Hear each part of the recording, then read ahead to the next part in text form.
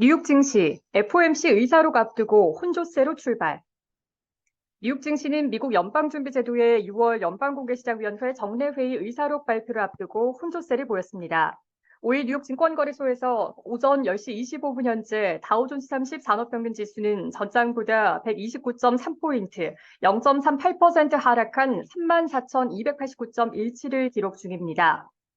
스탠더드앤드푸어스 S&P 500 지수는 전장보다 5.43포인트, 0.12% 떨어진 4,450.26을, 나스닥 지수는 전장보다 15.92포인트, 0.12% 오른 13,832.69를 나타냈습니다.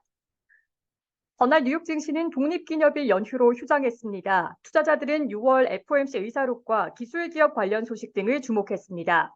연준은 지난 6월 회의에서 기준금리를 동결했습니다. 지난해 3월부터 올해 5월까지 10회 연속 인상 이후 기준금리 인상을 중단한 것입니다. 금리 인상을 중단한 것입니다.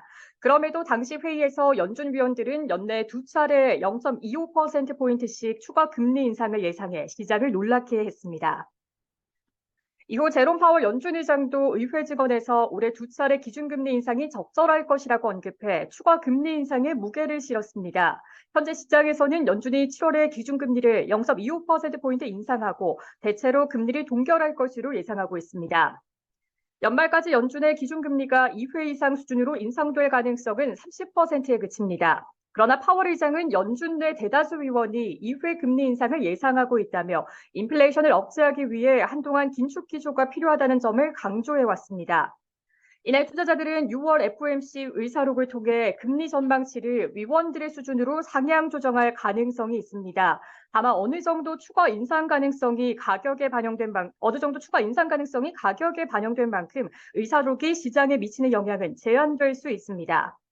기술주들이 다시 반등을 모색하는 가운데 미국 정부가 첨단 기술 보호를 위해 클라우드 컴퓨팅에 대한 중국 업체의 접근 제한을 준비하고 있다는 소식도 나왔습니다. 월스트리트저널은 지난 3일 소식통을 인용해 바이든 행정부가 첨단 반도체 수출 통제의 허점을 메우기 위해 첨단 인공지능 반도체를 사용하는 클라우드 서비스 기업들은 중국 업체에 서비스를 제공하기 전에 정부의 허가를 받도록 할 방침이라고 보도했습니다. 이는 아마존의 웹 서비스와 마이크로소프트 애저와 같은 업체들이 영향을 받을 수 있다는 의미입니다. 이날 발표된 미국의 공장지 수준은 예상보다 부진했습니다. 미 상무부가 발표한 5월 공장지 수준은 전달보다 0.3% 증가하는 데 그쳐 시장이 예상한 0.6% 증가를 밑돌았습니다. 이날 수치는 전달의 0.4% 증가보다도 부진했습니다. S&P 500 지수 내 자재와 산업, 금융과 에너지 관련주가 하락하고 통신과 유틸리티, 기술 관련주는 오르고 있습니다.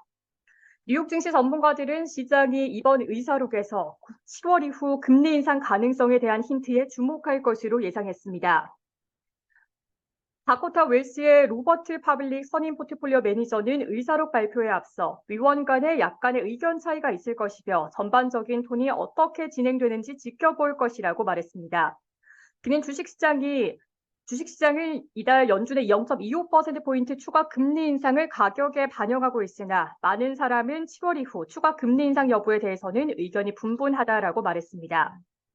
유럽 증시는 일제히 하락했습니다. 독일의 닥스 지수는 0.78% 하락했고 영국의 FTSE 지수는 0.85% 하락하고 있습니다. 프랑스의 까크 지수는 0.92% 하락 중이며 범유럽 지수인 스톡스 600 지수는 0.79% 떨어지고 있습니다. 국제유가는 상승 중입니다. 8월물 서부 텍사스산 원유 가격은 전장보다 2.71% 오른 배럴당 71.68달러를, 9월물 브렌트유 가격은 전장보다 0.37% 상승한 배럴당 76.55달러를 기록했습니다.